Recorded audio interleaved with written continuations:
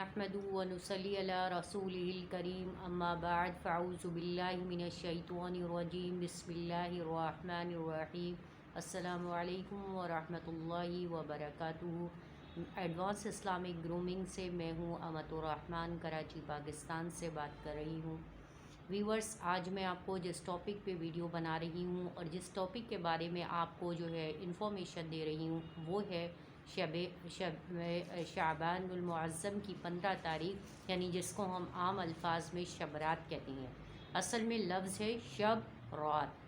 शब का मतलब भी होता है रात और रात का मतलब भी होता है रात, ठीक है। अरबी में होता है शब और उर्दू में होता है रात, ठीक है, जिसको शब बारात कहते हैं। असल में ये रात क्या है और इसके अंदर क्या हुआ था और इसके बारे में क्या हमें करना चाहिए, इसके बारे में आज मैं आपको बताती हूँ। अभी तक आप चैनल को सब्सक्राइब नहीं किया है तो चैनल को सब्सक्राइब कर ले, लाइक और शेयर कर लिए, इस नीयत से कि आपके इस लाइकिंग और शेयरिंग से जो है बहुत सारे लोगों को सही इन्फॉर्मेशन आपकी वजह से डिलीवर होगी। पहली बात। फिर दूसरी बात ये है कि मैं आपको ये बताती चलूँ कि इस रात की अहमियत क्या है और इस रात के अहकामात क्या हैं और हमें इस रात में क्या करना चाहिए, ठीक है। सबसे पहली बात ये कि ये रात जो है इसका हदीस में जो है कहाँ ज़िक्र है और इस रात को रसूलुल्लाह सल्लल्लाहु अलैहि वसल्लम का क्या अमल रहा और सहाबा इकराम रिज़वानुल्लाह ताला अजमईन की जो एक कसीर जमात है जिसको अल्लाह ताला ने कहा है, पसंद फरमाया है और कहा है कि रज़ी अल्लाहु अन्हुम व रज़ी अल्लाह, तो अल्लाह ताला ने उनको पसंद किया है और उनसे कहा है कि मैं तुमसे राज़ी हूँ और तुम भी मुझसे राज़ी हो जाओ। ये वो असहाब, ये वो हस्तियाँ हैं जिनसे अल्लाह राज़ी हैं और अल्लाह कह रहे हैं कि आप भी मुझसे राज़ी हो जाइए। तो हमें ये देखना है कि हमें किसको फॉलो करना है। असल हमारे जो हमें जिनको फॉलो करना है, जिनके हम मतलब फॉलोवर्स बने, तो वो उनके जो फॉलोवर्स हैं वो कौन लोग हैं, कितने परफेक्ट हैं और उन्होंने किस तरीके से किस किस मौके पे क्या क्या काम किए। सबसे पहली बात कि हमें ये जानना चाहिए।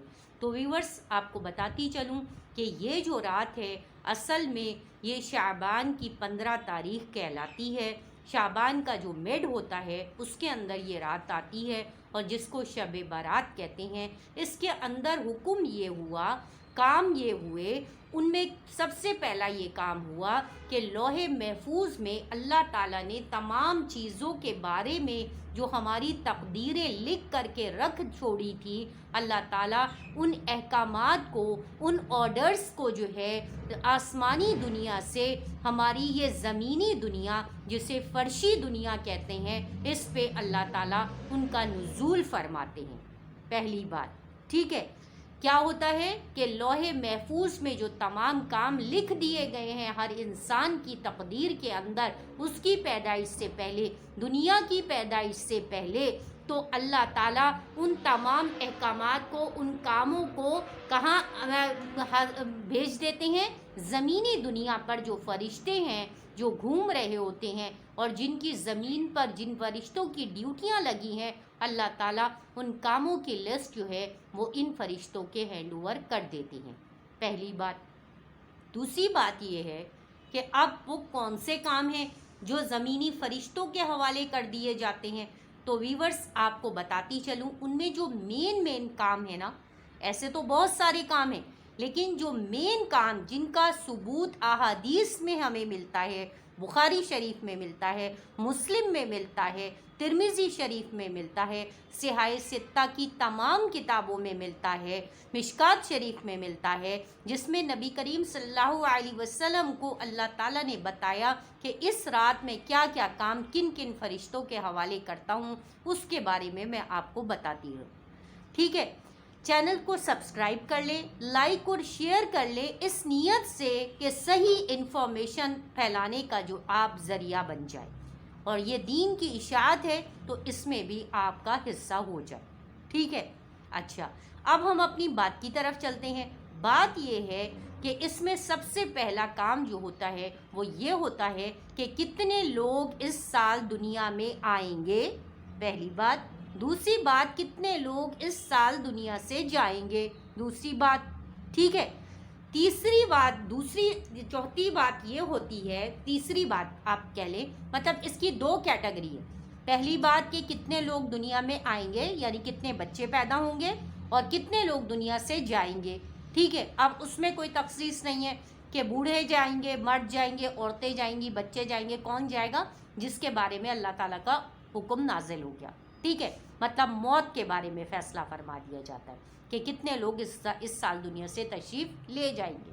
دوسری بات، رزق کتنا بڑا لکھا جائے گا، کس کو اس سال کتنا رزق دیا جائے گا، اور کس کا کتنا اس سال رزق کم کر دیا جائے گا. ویورز، آج سے پہلے آپ کو یہ بات کسی سے نہیں پتا چلی ہوگی کہ رزق کم بھی ہوتا ہے. اگر رزق بڑھتا ہے تو وہی رزق کم بھی ہوتا ہے. یہ نہیں سمجھیں کہ رزق صرف بڑھنے کے لیے ہے. رزق کم بھی ہوتا ہے، اور کیوں کم ہوتا ہے؟ ہمارے اپنے اعمال کی وجہ سے، کہ ہمارے اعمال اگر اچھے ہوں گے تو ہمارا رزق بڑھے گا. اگر ہمارے اعمال کے اندر غلط چیزیں شامل ہو جائیں گی تو وہ ہماری تنزلی کی طرف ہمیں لے جائے گا اور ہمارا رزق کم ہو جائے گا. دوسری بات، تیسری بات یہ ہے کہ اس سال کس کی شادی ہوگی، کون کس کی شادی کس کے ساتھ ہوگی، یہ ہوگا اس سال. ٹھیک ہے، آخری بات کہ کون نیک بخت ہوگا، کون بدبخت ہوگا، اور کون اس سال وہ خوش نصیب ہوگا جو حج کے لیے جائے گا، اور کون نہیں جائے گا. ٹھیک ہے، اب بہت سارے ایسے لوگ ہوتے ہیں جن کی پلاننگ میں ہوتا ہے. اب آپ کے ذہن میں یہ سوال ہوگا کہ یار یہ کیا کہہ رہی ہیں کہ ہاں کون نہیں جائے گا. ایسا کون ہوگا کہ جو کہے گا کہ نہیں ہم تو نہیں جائیں گے، یا ہم نہیں جا سکتے ہیں. اللہ تعالیٰ کیوں چاہیں گے کہ وہ اس کے گھر کوئی نہ جائے؟ ایسا نہیں ہے. اصل میں بات یہ ہے کہ بعض لوگ چاہتے تو ہیں، پیسہ جمع کرتے ہیں، ریسورسز استعمال کرتے ہیں، سب کچھ، لیکن وہ دل سے ولنگ نہیں ہوتے.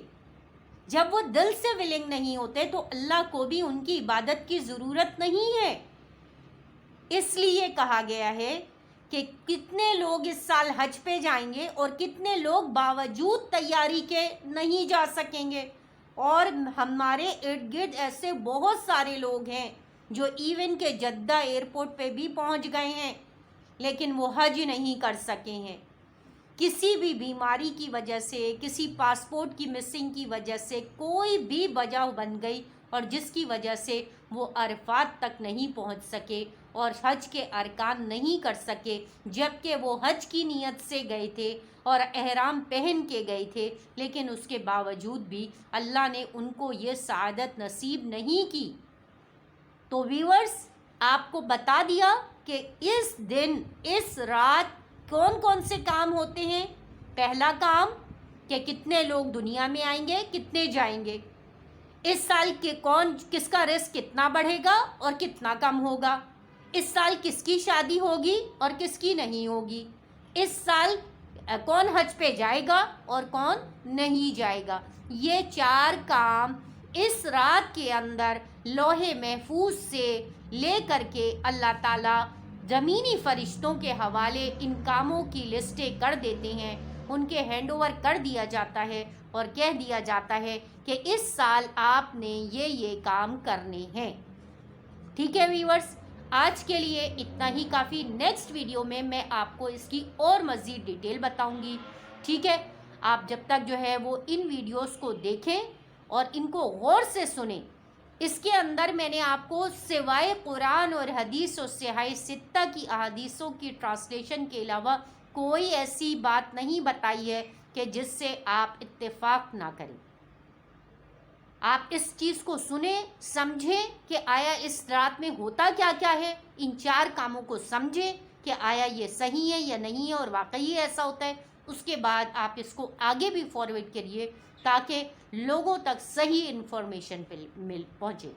وآخر دعوانا الحمدللہ رب العالمین. السلام علیکم ورحمۃ اللہ وبرکاتہ.